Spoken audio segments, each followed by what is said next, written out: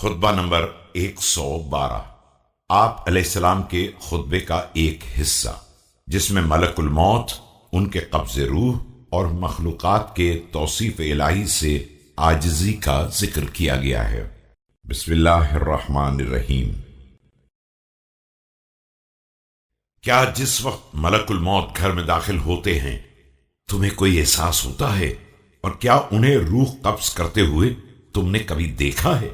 بھلا وہ شکم مادر میں بچے کو کس طرح مارتے ہیں؟ کیا کسی طرف سے اندر داخل ہو جاتے ہیں، یا روح ہی ان کی آواز پر لبیک کہتی ہوئی نکل آتی ہے، یا پہلے سے بچے کے پہلو میں رہتے ہیں؟ سوچو کہ جو شخص ایک مخلوق کے کمالات کو نہ سمجھ سکتا ہو، وہ خالق کے اوصاف کو کیا بیان کر سکے گا؟